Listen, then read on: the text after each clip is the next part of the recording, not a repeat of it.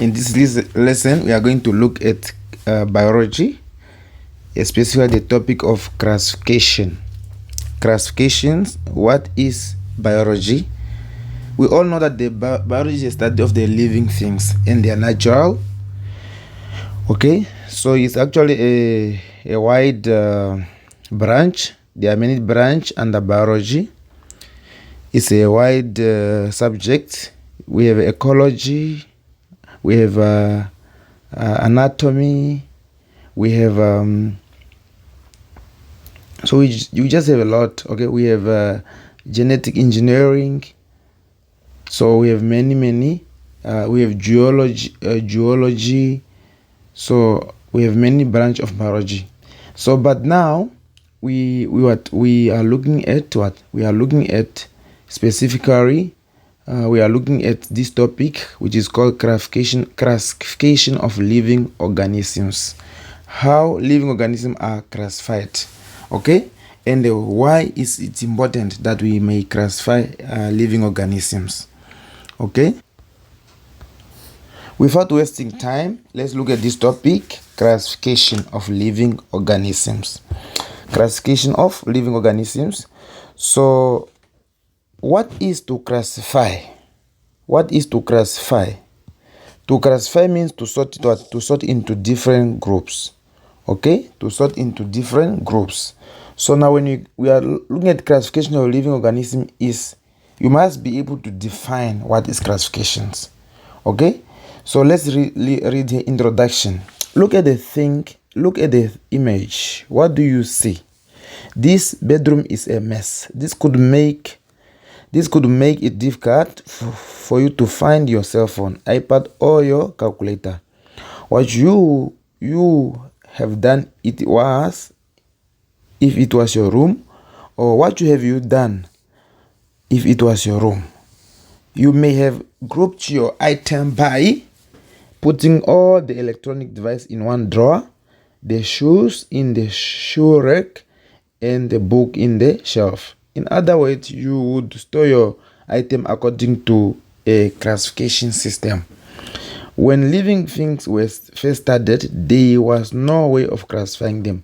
You could not tell which organism was which, let alone name them. However, we are grateful to scientists who come up with idea of classifications. So now, according to biology, what is classification? Classification is grouping organism according to structural similarities. Okay, grouping organism according to structural similarities altogether. So classifications, let's say living organisms are classified in certain groups, and we're gonna look at this on those certain groups in this chapter.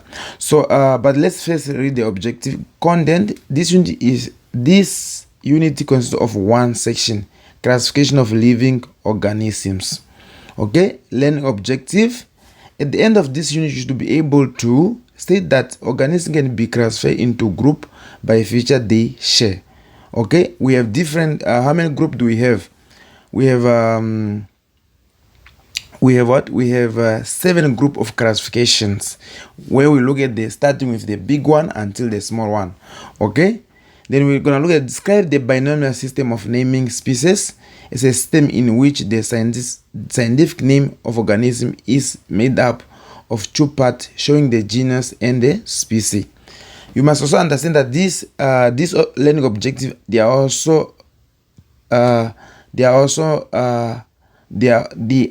related to the syllab. Okay, so that means when you are going through this learning objective, where you are also learning what is in your syllab. Okay, so but now let's look at state the organism can be classified into group. What are the groups that we want to learn here? We have 7 groups, starting with the biggest until the smallest, whereby we have the biggest is what is kingdom, and then we have phyla, and then we have is kingdom, phyla, then we have class, then we have family, then we have then we have order, then we have Then we have a genus, and then we have species. So in fact, we use something like King Phillips comes over for ginger snack to help us to remember. Maybe I forget one already when I was mentioning them. So let me write this word down, okay?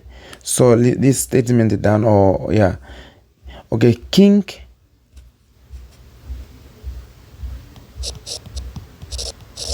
Philip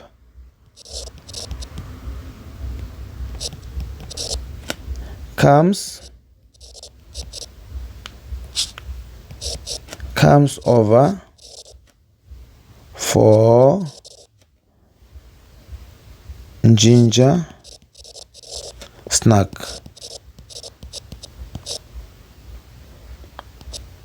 For ginger snacks. Okay, so why this sentence or sentence? Okay, this sentence is made so it can help us to recall these 7 group of classification. What are these 7 group of classifications? Number 1, kingdom. We have kingdom. Okay, we have what? We have kingdom.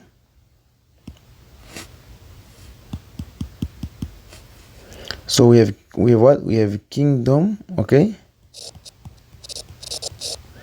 kingdom is our first group, and then we have phylum. Okay, and then we have class. Then we have order. For over, that means over represent order. Then we have family, and then we have genus. Okay, genus, and lastly we have what? Species, which is the smallest group. Species. Okay, so kingdom, phyla, class, order, family, genus, species, exactly like our sentence here. Okay, is to help us. Now we have different kingdom. For example, we have kingdom of what? Okay, we have kingdom of what? So we're gonna learn about this in this topic. So we have kingdom. We have what? We have 5 kingdom. Number 1, we say kingdom of Animalia, or let's say kingdom of Plantae. Okay, kingdom of what? Kingdom of Plantae. Now, and then we have kingdom of what? Kingdom of Animalia, means animals. And then we have kingdom of fungi, or fungi. And then we have kingdom of prokaryote, or you can just say kingdom of bacteria. Okay, bacteria, we call it kingdom. Most people call it kingdom of prokaryote. And then we have a kingdom of protokist. Protokista.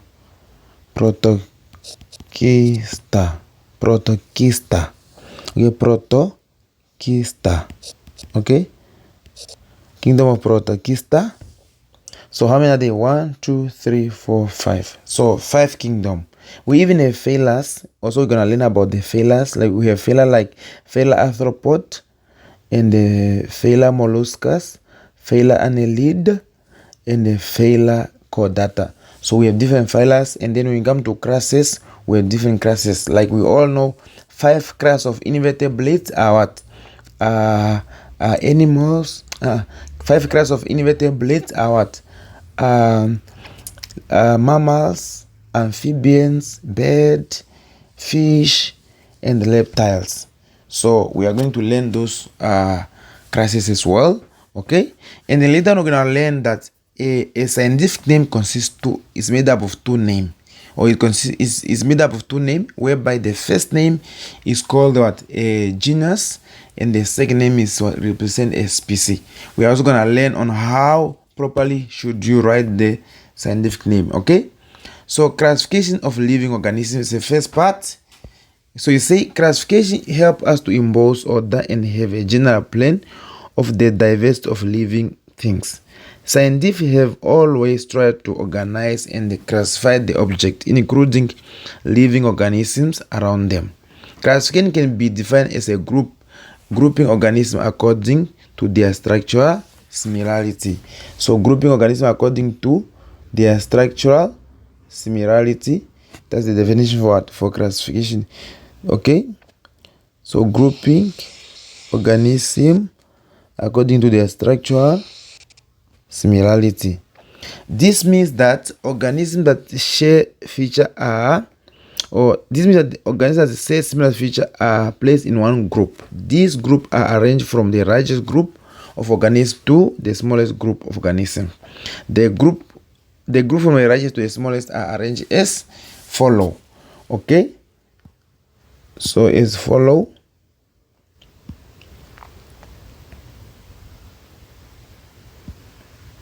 Okay, so now you have so you can see as follow. Number one, groups are what? These are the groups. Okay, so you see kingdom, phyla, okay, class, order, family, genus, and what? And species. Genus or genera, and this species the smallest group of. The species is the smallest group of organisms. Okay, species the smallest group of what? Of organisms. So now let's move on. So that's what we're going to. So classification, grouping organisms according to structural similarities. Even if someone asks to define, even in examination, you are asked to define what is classification. Is grouping organisms according to their structural similarities. So we also have a note here. If you look in the note, it also start. But first, of course, I know that there's a part that I did not go through. That one you can do it on yourself. It's a mathematical requirement.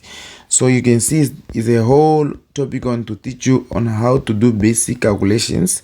That one I believe you can be able to do it on your own. Okay, as we are here, we are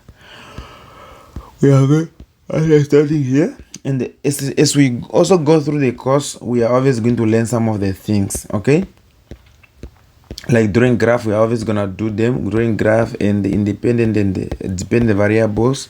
We are also gonna do those things. Okay, so now we are here at classifications.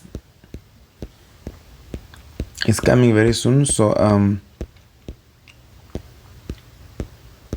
even in biological, we have a topic that is based on biological drawing. We are also gonna learn some of the activity as well, and this is very important. Okay, this is very important to a biology learner. You need to know what is this lab apparatus are used for. Okay, and their names and what each is used for. We need to know to learn that. Okay, we should be able to identify that. So but now here we are proceeding to classifications. I don't know this topic. I don't know if I jumped it, but I can see it's even doing biological. Yeah, you see topic 2, classification and the diversity of living organisms. They say specific objective said that organisms can be classified into group by feature they share. So how do you classify organisms? Is by the features that what the organism shares. By the feature that organism shares. Okay, organism can be classified into group by feature that they share. For example, features that are in a fundamental structure, features that are similar in position and development, features that share common ancestors. They say the importance of classification of living organisms. That means why it's important. We are also gonna look at those facts. Why is this important to classify organisms? Okay, why is it important? Okay, so we are gonna look at that. Why is it important to classify organisms? Okay, so yes, They're also gonna talk about the scientific name and what we call a hierarchical system of classification. So we are also gonna look at that. Okay, hierarchical system of classifications. Okay, so obviously they say that here the importance of classifying all of living organisms, we are also gonna find it that side, but I normally want to use the textbook, and we can also come back at the summary just to get more points that are summarized. Okay, so let's move on. Binomial system of naming species. Binomial system of naming what? Species. What is a binomial system of naming species? Okay, so what's binomial system of naming species? So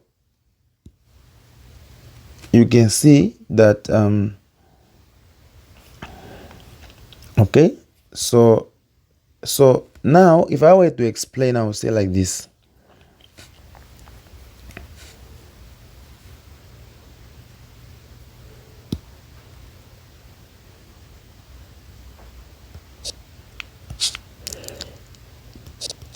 Binomial. Okay, binomial system. So we are talking of a binomial system. Okay, we are talking of a binomial system. So now we want to break down this word into two parts. First part is bi. Second part is what? Nomial. So that means now if we break down this word, you have bi. What does bi means? Bi means two. Bi means two, and the nomial. Okay, I think nomial means name. Means what? Name. Therefore, a binomial system is a system of giving organism exactly two name. Okay, how would you do that? It's a system of what? Giving organism exactly two name, whereby the first name, so like for example a human being, we have Homo sapien. Okay, Homo sapien. Okay, Homo sapien. So you can see now what happened is that this Homo is the first name, right? This one represents what? A genus name, and it always written starting with a capital letter. And then this one represents a species, and it also always written what? Starting in small letter. Whether you are typing it, whether you are writing with your hand, it's always written with what? A small letter. Homo sapien. Okay, and we are even we also have this one, Panthera rio. I think Panthera rio is what? Panthera rio is a lion. Okay, then the common name for a lion, a lion is the scientific name is what? Is a Panthera leo. Okay, and the tiger is what? Panthera trigus, if I'm not mistaken. Panthera trigus. So now what happened is that you can see that this is the genus name and this is the species. Even with a lion and a tiger, this one is the tiger, this one. You can see that Panthera. This should tell you something. Panthera. That means the lion and the what? And the what? And the a lion and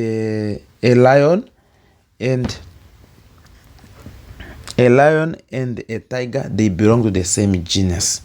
Now we are gonna later learn that, or in a few minutes we're gonna learn what is the relationship between organisms that belong to the same genus. What is that relationship between organisms that belong to the same genus? There's something that is what?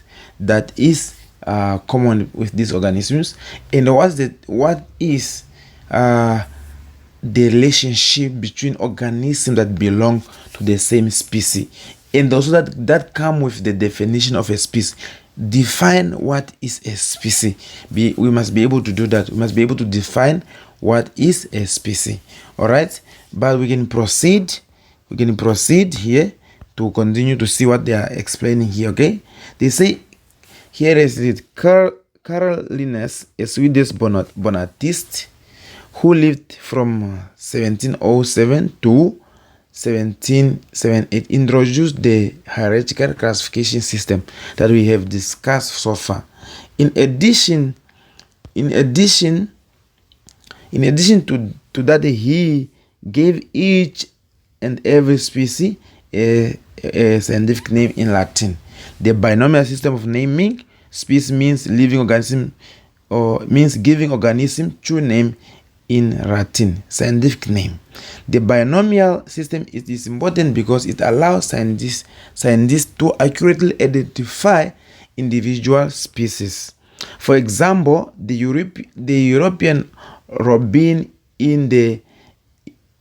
is okay.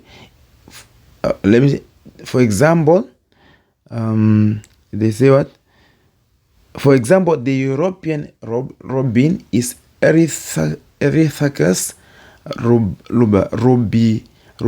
rubicula. Okay, it is much smaller than the American robin, Turdus migratorius. Okay, which belong to a different genus. You have to mind my pronunciations. If there was one thing that I'm bad at is pronunciation. Okay, so please bear with me. So, and they say the name of an organism, genus, and species are used to give its true word Latin name called binomial nomenclature, which means naming. Nomenclature is a system of naming. Okay, nomenclature is what? It's a system of naming. The genus name is written first, start with a capital letter, and the species name is written second and is written with a small letter. This is very, very important. Okay, so this is very important. That's very important. Okay, you should know that it's very important. Okay, now the binomial is written in italic when typed and underlined separately when handwritten. The tiger belongs to a genus called Panthera and the species called Tigris. Therefore, its scientific name would be typed as Panthera tigris or handwritten Panthera tigris. So it's important for you to know that that format. Okay, they say scientific names are universal. What's the meaning of the term the universal? That means they are worldwide. That means that name is the name for that is a professional name for that organism throughout the academic or throughout the whole world. Okay, scientific names are universal because, for instance, every biologist will understand that Felis catus. Yes, Felis catus means a house cat. So that means the scientific name for a house cat, the house cat that we have, is Felis catus, without resorting to a dictionary, no matter what language they speak. Can you think of a scientific name for some more organisms? Okay, so that's important. So what can we summarize about scientific name? What can we summarize about the scientific name? Okay, so what can we summarize about scientific name? Can you try to summarize about scientific name? We already talked about that it consists of what? It's made up of what? A scientific name. Okay, normally it's written in what? In Latin. Language called what? Latin. So number one, it contains, or it is made up of, is made up of true name. That's the first one. It's made up of what? True names. Number two, First name is called a genus. All together. And it's always written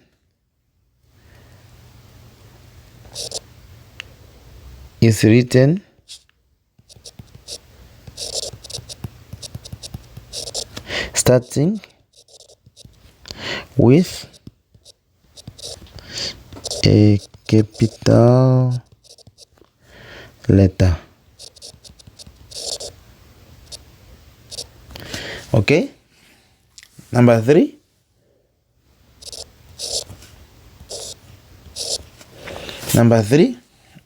No, I'm not done. Let's talk about, and the second name is what? Second name is what? Second name is what is called a species name, and it's always written starting with a small letter. Okay, is written starting with small letter. Okay, now there's something again we must know about this scientific name. Okay, number 3. What is number 3? Now when typed, okay, when typed means when you are using a computer and then you want to type your scientific name. So you are using what? You are using a computer. So that's what we mean when typed. Okay, when typed means you are using a computer and you want to type it. So it must be in italic. Italic. Okay, when typed must be in italic, but when you write it down, like I'm writing down Homo sapiens, for example, I'm writing down Homo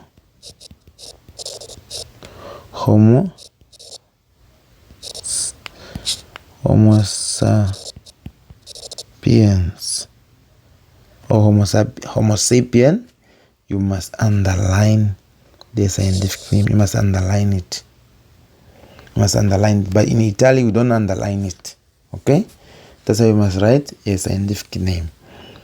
Now I want us now to look at the genus, the difference between a genus and a species.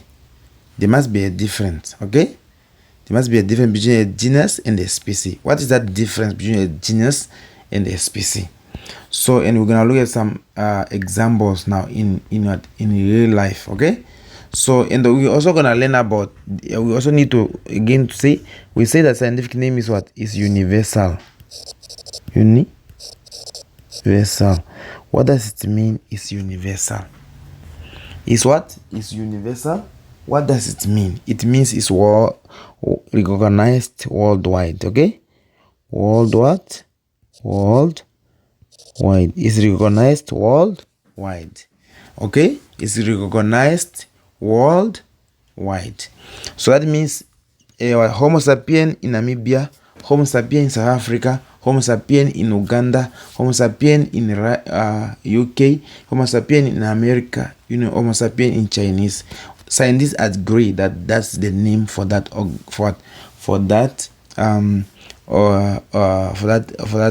for a modern human. So it's worldwide. Okay, so but now let us look at what? The genus. Okay, the genus, we don't really find, as we are not really required to know the definition of a genus, but we are required to know the definition of what? Of a species. But we just need to understand what is a genus. So organism, like this organism, Panthera rio, common name. Yes, you must also know that a scientific name is not the common name. Okay, common name is what? Is a lion. You see the difference, ne? Panthera rio is what? Okay, common name is what? Is a lion. So in the Panthera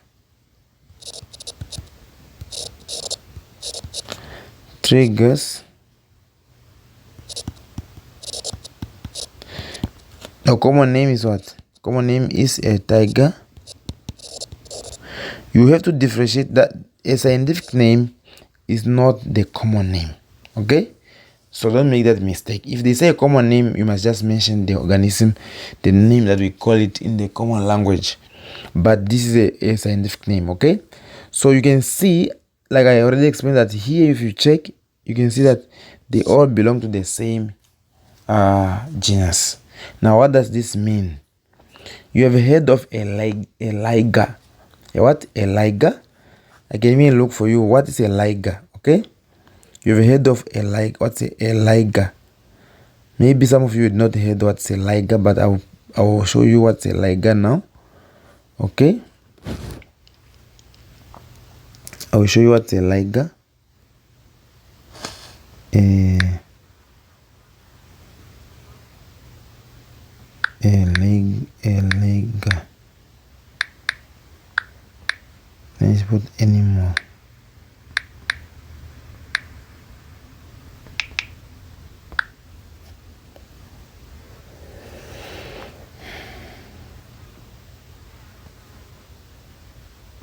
It is.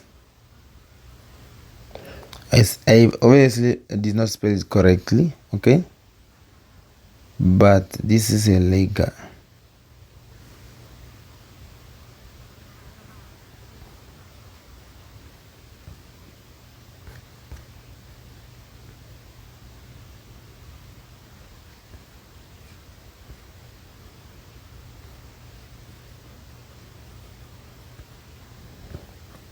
So this is a liger.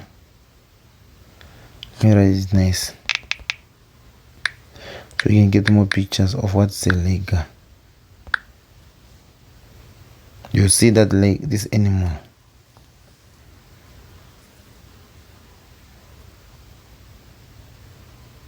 Is that animals?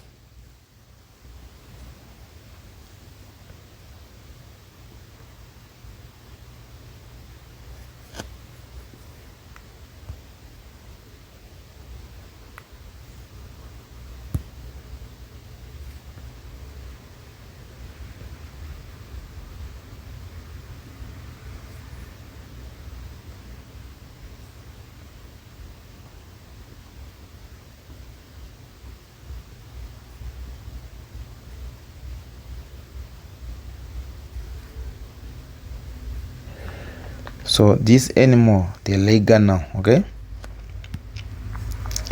is a breed between what?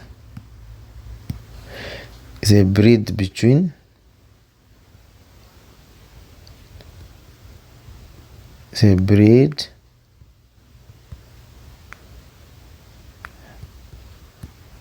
is when a lion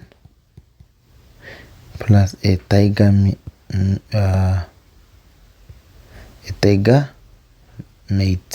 mate, okay? Mate means they come together sexually. So when they mate, they produce this organism called a liger. It's just the same as what? A donkey and the what? Just the same as a donkey. Just the same as a donkey and what? A donkey and what? So that means a tiger mate with a lion, they will give birth to a liger, which has both properties of a lion and of what? Of a tiger. And we also have a donkey. And what? A donkey and a horse. They give birth to a mule. A what? A mule. Now these two organisms, they are also stronger, but they have one major disadvantage. And the disadvantage is that these organisms they are infertile. They are what? Infertile. they are infertile. Infertile means these organisms can no longer reproduce. That means a liger mate with a lion. That means if a liger, for example, mate with a lioness, nothing will happen. A liger with what? With a tiger, nothing will happen. Why? Because these organisms, they are infertiles, meaning organisms that are produced by organisms or animal that belong to the same genus, or to the same genus but different species. They can be able to reproduce, but the organism they are going to produce, or the offspring that they are going to produce, is no longer going to be fertiles. Okay, so it's no longer going to be fertiles. So that's a thing with what? With a genus. But a species is defined as what? A group of organisms. So species is defined as what? Is defined as a group of organisms that are able to interbreed and they produce fertile offspring. Okay, a group of organisms that are able to interbreed and produce fertile offspring.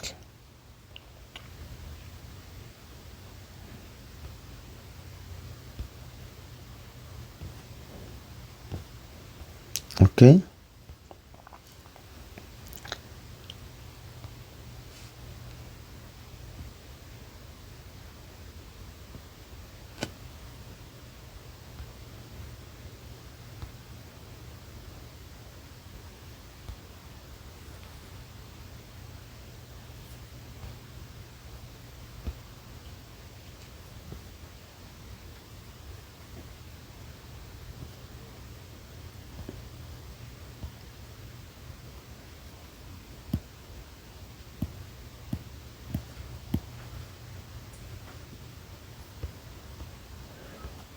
Okay,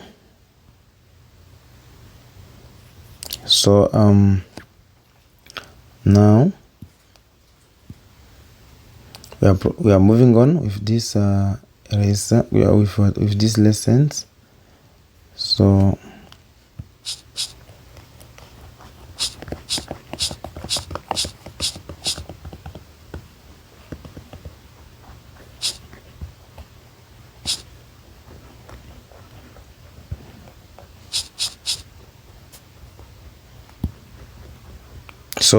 a species, define a species. Okay,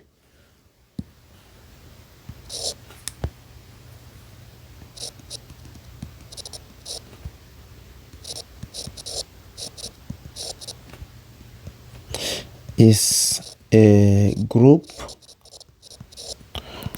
of organisms that are able to interbreed and produce fertile offspring. And produce what? Fertile offspring. Offspring is a name together, okay? Meaning the living one or the young one, okay? The young one, offspring. So that's a group of, okay, that means organism of the same genus will obviously what? Will obviously reproduce and continue to multiply. How would you get that? That's why you think, let's think of what? White people and black people. Although they have different color, if a white and a black meet, they will give birth to a child, and that child has a possibility of producing more children. altogether. It doesn't matter whether he is colored or not. It will just that he will be fertile. That means a white person and a black person, they 100% belong to the same genus. All right. So that's all about binomials. So now the question is why it is important for us to classify organism into what? Why is it important for us to classify organism into what? So why is it important for us to classify organisms into different groups? Here are some points which are obviously clear. Okay, the importance of classification. The importance of what? Classification. So it says classification hierarchy may be used. It's called hierarchy or hierarchical method of what? Classifications. Number one, it helps scientists to sort organism in order. To put organism in order, okay? You remember the picture that we saw at the beginning of this topic, a room that is in messy. So that's what will happen if we do not organize organisms, okay? Number two, it helps them to identify new organisms by finding out in which group they fit. That's number two. Number three, it is easier to study organisms when they are sorted in group. So it is easier to study organisms when